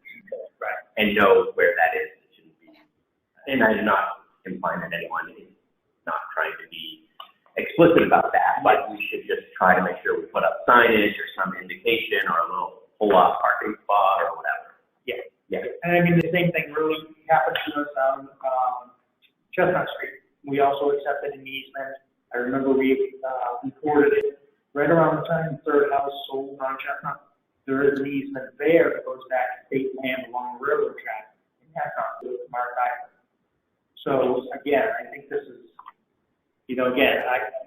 I'm sure that there's people in town that no one can point directly to it, but I think as you mentioned, Brett, I think it's something that I'd like to just put a little more effort out there and make sure that we can mark it. That's something the Liz Stewardship Committee can help us with. Excellent. We know some people that work there. Yeah. That's good. I think we just appointed some new people to that committee, right?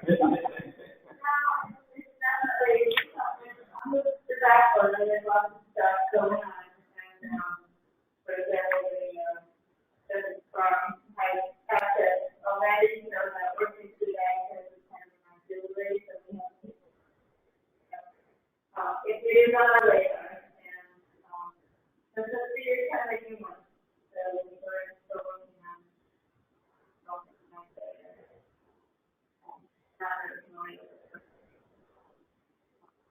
Lots of meetings, that's for sure. Yeah, even just a small kiosk. No, we need to see that, because I really wasn't aware that there was a concern around access to yours as a state, and for the actually, that's not particular access, specific access. Yes. Their emergency vehicle or have access to need to interact with the area. That's all part of our conversation, but please don't hesitate to give us feedback. Okay. Thank you. Yeah, I think that section of Stephen's Farm, the land is beautiful there, but it's very difficult to get through from the Mechanic Street side. I have friends that are hikers, mountain bikers, and whatnot, and that's something that they've always, they've always commented is, where is that? How do I get there from Orchard? Yeah. If you want to ride through, somebody wants to ride or hike through, how do we do that? Yeah. It's a very black area and very rocky. It still requires development, especially for vehicles. So there may be other ways to get into the vehicles and that. It's a difficult access. So I wasn't involved in the intent of the creative, so I'm not sure what the thinking was.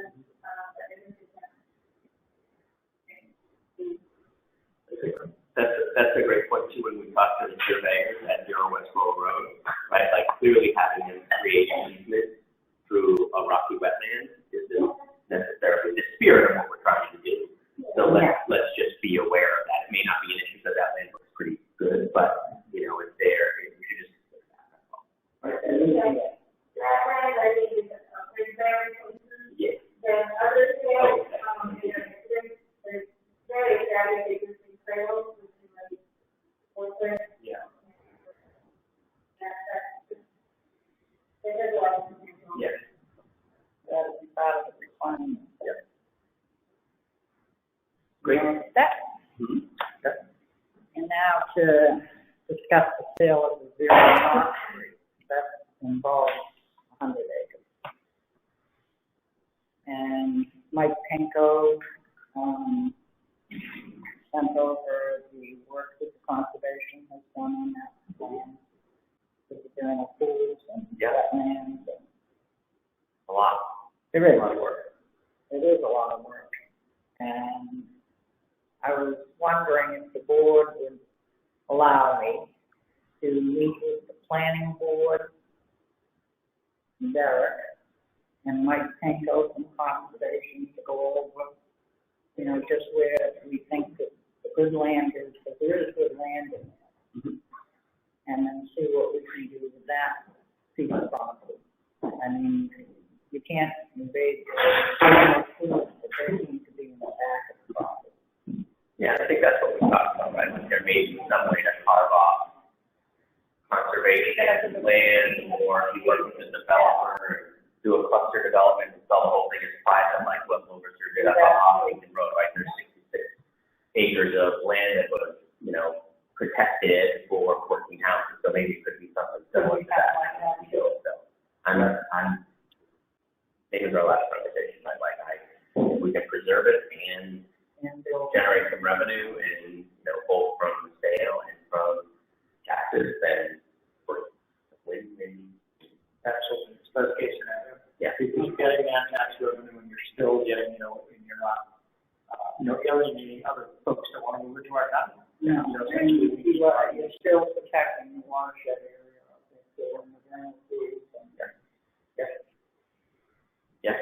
So I would have permission from the board to do that and come back and let you know. What exactly are you seeking? Yes. I want to know what a plan would see how you can develop it, and with my Penko, the areas that shouldn't be developed.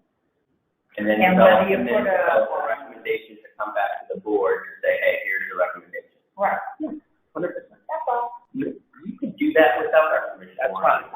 I wouldn't do that. You can do that as an individual member of the community. But you could. I could, but I wouldn't. Well, thank you. Normally, we'd rather say you have to have it done within 6 years. Yeah. But in this case, I'm supporting. Yeah, exactly. We're gonna give you that. Yeah, because I would like to go over all the files. Yes. Yes. No, exactly. And it's not something we want to do in a meeting like this with everybody here and all that. There's more work that needs to be done that we would want to do in a couple weeks. Yes. Absolutely. Thank you for doing that. Yes, thank you. One more issue. Somebody from the zoning board here, do you think? I don't think so. Yeah, I think it's good to have Mike, because he has all of the maps and so forth. As long as do that. Mike did mention that Collins and FBT may want to get. Oh, that would be fine. So I think it'd be good to have FBT as well, and then we can try to include it, share it to the planning board, and invite them as well. Right. Now, I think we need to add the time. I think we're going to see. All right. All in the new chair? Yes. What's the name? Then, what's the name? What's that? Yeah, remote meeting. Okay, I will. Now we need a motion to approve the 5th annual Spooky Run 5K road race. Anybody here for that? Before my thing dies. Doesn't sound like it. I did see that application, and I had a question or two about that. I didn't recognize the presenter. I thought this in the past was done by, one year I thought it was done by the EPA, another time it was done by I want to say the teachers union, and that might be NNEUF. That's like the school, like the CEO. Foundation, and they raise money and give grants to teachers for projects that they're working on. Yeah, I've heard of them doing other activities and events. I think the last couple of years, youth bus, I think is how they say it now, does sponsor this. I think it might be not an elderly teachers thing, but the education foundation. That's what you might know. This will be running. But I guess my question is, they're not a separate entity, are they part of the school? No, they're not out of, they're a separate foundation, and they're on the 501. So that's my next question, they're 501c3. They're separate organizations. But they don't give scholarships to kids, they give grants to teachers. Correct. And I guess my only other question is I notice all these road races now are starting to come with a little more frequency. Is it the organizer's job to pay for all the road details? Is that how that is? They reach out to the chief and tell them. Okay, and they pay directly to the chief. Okay. And then a special class, sometimes we will be asked if we can provide details. Yeah, it says in here they'll arrange for the police and EMS on site. Yep, I saw that. Oh, we got that. And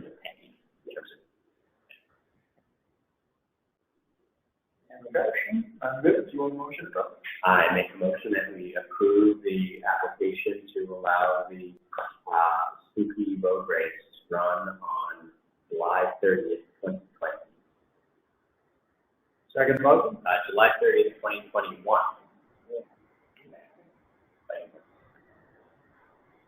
All in favor? Aye. Unanimous action. Then we have 6.7 summer schedule. So normally, historically, the board has done some schedule for July and August, meaning that we pick up one day in July and one day in August. Specifically, the day in July, I would recommend that the week Tuesday. As you know, we have to do all of our year entrances no later than July 15th. So this would be perfect timing to do all our year entrances. And I think income meeting 12 do year entrances. Then, yes, we determine that's the date that's on there. So that would be my recommendation in July, and then in August, my recommendation would be August 17th. So if we get the survey done on that one, and it's not done until after the 13th, could we hold another meeting? Oh, absolutely. Yeah, we can always meet as often as you want. We don't have to go by the summer schedule, we can continue to meet. Like we typically do the first and the third Tuesday of every month. That's the time to. We can go with I mean, I think that if we can get done what we need to get done by having a meeting on the 13th and the 17th, then that's great. I think if there's work that we need to do, obviously we're all committed to make sure that we can get together and do that. Nothing should wait for us in our summer schedule. My day. that was in my case. 13th is fine with me. Yeah, You're typically, I'm I'm not 100% sure about the 17th. I think it's okay. I know I have a conflict in there somewhere, but I want to see it the week before. But, you know, we can go with it for now, and, you know, I guess I'll have to reserve the right to either ask us to reschedule that or move it to a different week or carry on. Yeah, we need to reschedule it. Yeah. Yeah, that's fine. That's the 13th. Depending on the planning board has a hearing, I don't know, we could be done with volunteers or virtual connection. It is, yeah. And I'll talk about kind of governance on it. We don't necessarily have to be present. If the government passes new legislation, I understand. Okay. Very good. Good. Town managers report. All right, so I was going to start with talking about virtual meetings. So as you all know, as of 12 a.m. this morning, the governor's emergency order has expired. So a lot of things have returned back to normal. There were a number of items that the governor was hoping to extend. One of those was to allow public bodies to continue to meet virtually. That didn't take place in time. The House passed their version of virtual meetings last week. The Senate took action today. I talked to State Representative yesterday. He believes that there will be a signed version in front of the governor by the end of this week that will allow for virtual meetings to continue to take place. And what that means, maybe the Board of Selectmen will have to adopt it. I'm not sure just yet. But as of today, no meetings can take place virtually. They all have to take place, which is why the building committee is being out there. They originally scheduled a virtual meeting for tonight. Then we had to let them know that they had a meeting person. So we don't have any other meetings scheduled because we gave meetings out for already meeting persons doing a hearing. So we don't think it's going to impact our course of business this week, but we'll have to see what happens next week. So again, I'll leave up to the board to decide how you want to have your meetings moving forward. Virtually, a hybrid model, you can work on a hybrid model, or just straight being attendance at the open, or maybe a mix of all of the above, during the course of the year. Happy to report the town nurse reported that we have 0 COVID cases in town. So for the past 2 weeks, so soon things will trend in that direction for the remainder of the summer. I do anticipate we'll probably have a small spike in the fall due to the winter, but I would also suggest that COVID will be with us. It's going to be a natural habitat, I think, for decades. But we'll normalize it and we'll deal with it just like we do with the Uxbridge Clinic, which we were participating in a regional clinic in Uxbridge 4 days a week, and then we were bringing all the Uxbridge staff to Nipmuc on Saturdays. That clinic, due to a reduced demand in the number of folks who want to be vaccinated, is done for just 1 day. We know the vaccination right now, and we do believe that Uxbridge clinic will be closed probably in the next few weeks. And then I would imagine that any individual seeking to get vaccinated from that point forward has to go through the healthcare system, whether that's an urgent care setting, like a Medimed, or maybe just go through PCP. Tomorrow is the last day for the open public comment period for the MVP grant. So those folks that are listening, if you haven't had a chance, please provide your comments by no later than tomorrow to CMRPC. As far as the beach actually opens for the first time this Saturday, officially opens. We have 4 lifeguards that we've been able to bring on board. That's a reduction in staff of 50%. So normally we have 8 to 10 lifeguards per year, but given what's going on with COVID, it's been really challenging to one, to get staff, and 2, to get staff certified, because a lot of the courses weren't being offered during those COVID months. So the Recreation Commission, Andrew, they're going to open this Saturday. They're going to try to narrow the time in which we're going to have the beach guarded. Normally it's 9 a.m. to 6 p.m. And we think we're going to have to open from 11 a.m. to 6 p.m. Shift due to the fact that we have staff.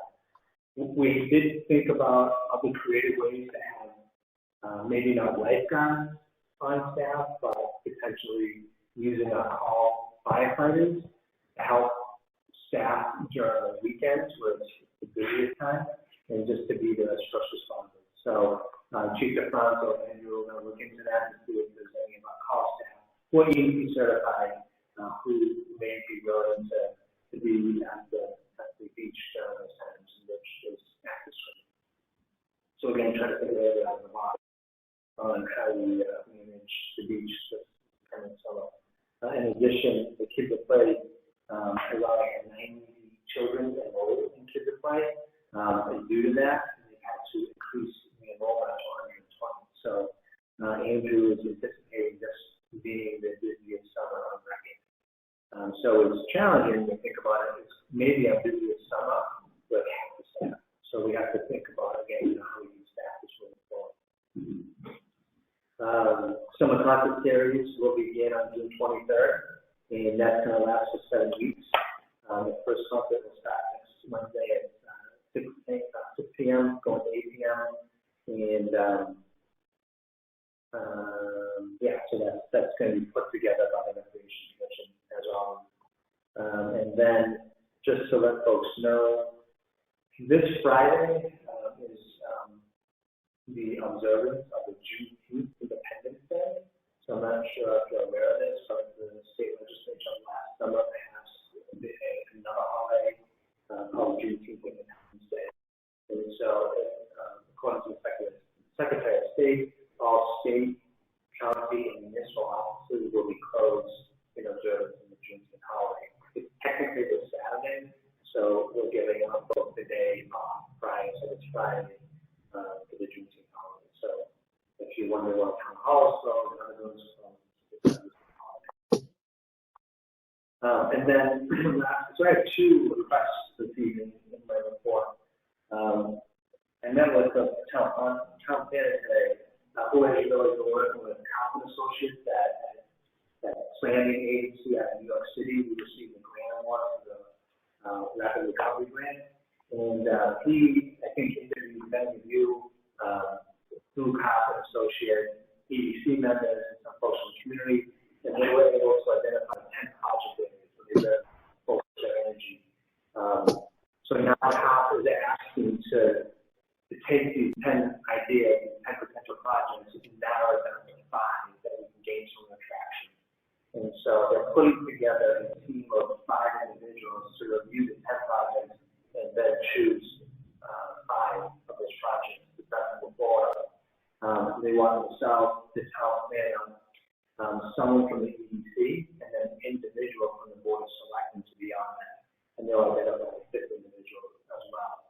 So my ask to you is, do anyone of you really have an interest in serving on this committee that's going to look at some of these potential economic development opportunities? Yeah, I mean, having been on the planning board in Northbridge, I've always been particularly interested in planning, but there's 3 of us, so I'm certainly interested in doing it and participating. And presumably any action that's actually taken on those 5 comes back to the board here. Yeah, I would expect Kaufman to come to do a formal presentation to the board and to the EDC as well, once they handle it down. Yeah. And what I will say to Paul, town planner, is that we've got to be very focused. We can't be a violent line.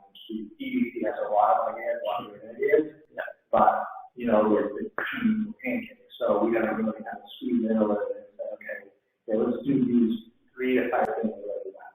Yeah. And that's really the trying to focus. And they're expecting to have a 2-hour meeting sometime in early July. Out of curiosity, what are the 10 projects that they have? Oh, okay. I didn't know if you could share. I'm happy to share some later. And then maybe what we could do is if we look at all 10 of those, like if that can be shared and sent out, and if you guys see anything or have questions or comments about anything in particular, then we can make sure that we identify that. Yeah, I'm just going to be working on the 5, and I should be there bringing whatever feedback you guys might have to.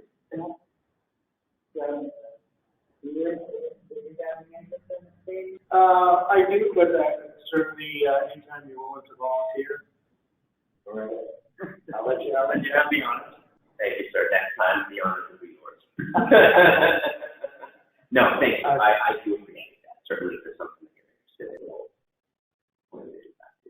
So that's a great idea. So as soon as I get those questions, I'll send it to the board. And if you want to email me that directly, I'll collate that. Yeah. And then, yeah. Okay. Oh, yeah. Otherwise, I would call them. Certainly, when I usually talk about the project. Okay. But, yeah, or you can share what the 10 projects are. So, yeah. You'll share the 10 with all of us, and then we got you can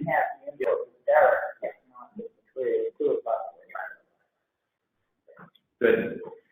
Just so, sorry, no, I did not. My last ask is that we have 6 Main Street. It looks great, nice and green, open space.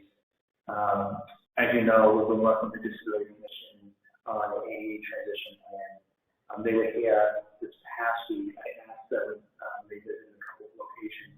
I asked them to take a look at 6 Main Street because we had a lot of conversations here in Town Hall about maybe procuring some picnic tables put over there on 6 Main Street. But before we do that, we want to make sure that we have some sort of accessibility to a picnic table. So they were able to give me some really good feedback. This is the Center of Living and Working who's actually doing the analysis on what we would need to do to ensure that this picnic area is accessible. And basically, we would have to buy 1 picnic table that allows for the user to approach it, and then we would have to have a walkway or a ramp to that one specific picnic table. It's flat already, so I don't think it would be challenged to make it ADA compliant. And I also talked to Dennis over at DPW, and he thinks that's something that they can do. So if you are interested, I can further do some more research and maybe purchase 4 picnic tables that we could put over there that can be used for the public, whether they're folks, going to the library, going to sit on the lawn. I know I go to Country Super, I go to that theater and have lunch. They say outside it'd be a great place just to go sit and have lunch during the summer. So if you're interested, I can do some more research on that and come back with a price. I think beautification dollars may be appropriate to buy those picnic tables, and I think get a reduced cost as well. So again, if you're interested in the idea, I'll continue to do some research on that. I think picnic tables would be nice there. I don't know, the ADA component may be tricky. That's how that works. And the only thing I think I would say is less, maybe more. Maybe I would kind of like to look at the green space. So I'm thinking maybe 2 tables. If it turns out they're really busy, we can always do another 2. But I'm thinking less, maybe more. But again, So like 1 ADA table, 1 regular table, and not sort of crowded with extra tables. yeah, see how that works and see if they're utilized. And, again, if we find that they're busy or if you happen to notice that they're really busy, then certainly maybe find somebody. Yeah.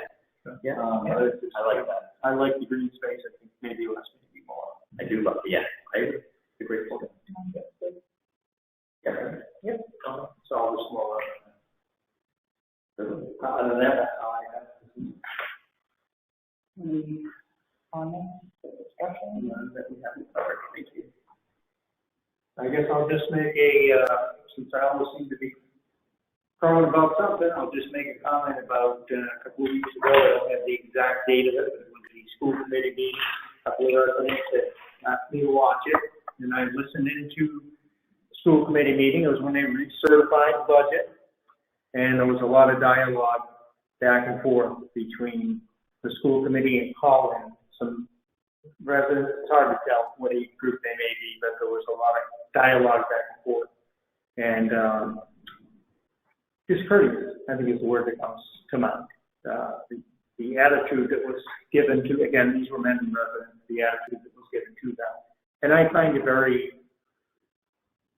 from a democratic standpoint, democracy has to prevail. I find it very, very odd to have a failed override vote and recertify exactly the same number. I find that, frankly, I would almost say unconstitutional.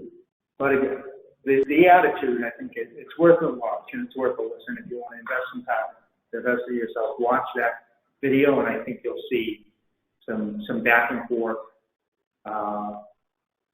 Again, less than courteous towards residents that were calling in and concerned. Now, does that have to go back up for a vote? I believe it's June 29th. Is it? It has to be before June 30th, right? Yeah, that is the budget. Yeah. So what happens if it gets voted down again? If it gets voted down again, they could call a joint meeting of the two towns. That would be the next thing. Okay, we'll try to get both towns to vote on one budget. Let's go a little further. And if it gets voted down, joint meeting. At that point, go to the rental budget. And I think that's going to be a lot of to try to come up with that. I was thinking that would revert to last year's budget. That's the 112. Well, the 112, yes, you're right. We reversed the last year's 112 budget. In total, the in total budget, with the addition of whatever changes the state budget. Well, it goes month to month, doesn't it? Right. 112. So state money might change. I think they already know what they're going to do that in state money. Yes. And they still have the 483,000. Right. That they haven't provided, they haven't broken. Have we found out what that money is going to be able to be? We haven't resolved anything. I feel that we got this. Right now, is working on state guidelines. I do know that the money cannot be used for roads. It is focused on infrastructure, water, sewer, it can be used for health measures like more equipment. It can be used to replace fossil fuels. It can also be used to promote stronger. That one's tricky because you have to set up a committee, like, And they have to find out.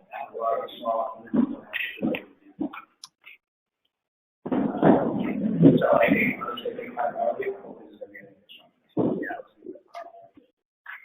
Yeah, I read something earlier about that, and we're for basic usages of that money, and it really appears so. It's very, very strict as far as how they allow you. Yeah, actually expensive.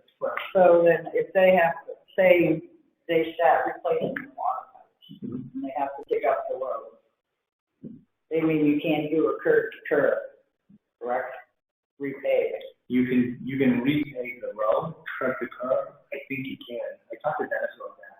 And he has said he believes it can be used as enterprise fund. If you do a wiring replacement, you can replace the road well. Or you do a sewer extension.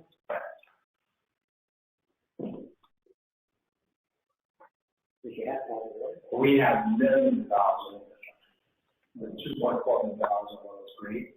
It's just a different ways of functioning.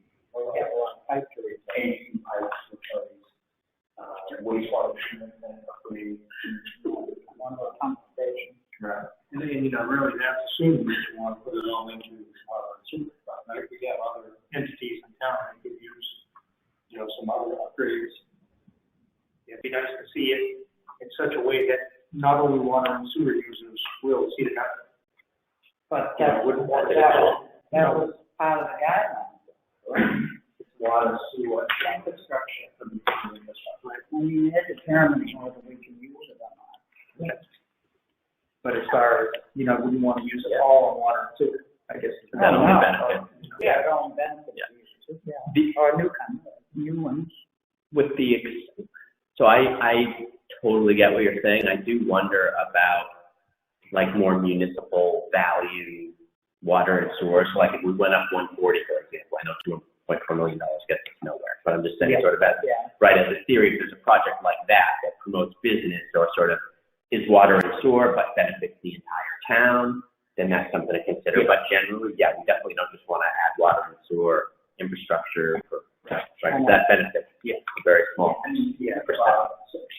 But we think about it going in, right? They're looking for money for water sewer extension. Now, that type of project, the revenue would benefit by having that project be successful. Yeah, I think I mentioned it in one of our previous meetings. I think that's kind of the one no-brainer. You kind of want to get ahead of that tip. And there's instance where, yes, those dollars could definitely spark some economic growth that we desperately need. Not only to mention that, you know, to kind of an extension to try to help Governor's Way. But, yeah, we big projects in the future, Governor's Landing, the lowest of 55 plus project, there's another big project in the queue, and then like the EDC zone in the town center. So I would say in the next 12 months, we're going to see a lot of closure of some of those projects. And So where are we at with Governor's Landing? so after I spoke to Governor's Landing representative, they told me they plan on submitting a full application to the board in late June to early July. I suggested at the time that they let us know so we can attend the planning board and maybe the planning board have a good meeting with the board of selectmen. Because remember, in order for that project to be successful, it has to pass the muster of the planning board, so you know, they send approval, but they also are seeking support, monetary support from the board of selectmen. So both boards need to be in full support of that project in order for that to proceed. They can't have one without the other. So I asked for them to consider the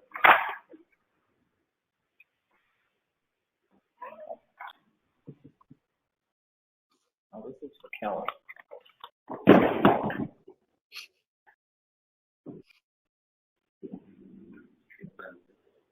yeah.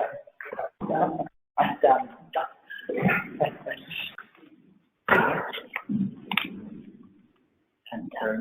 Did you want to make a motion? Well, no, did you want to make a motion?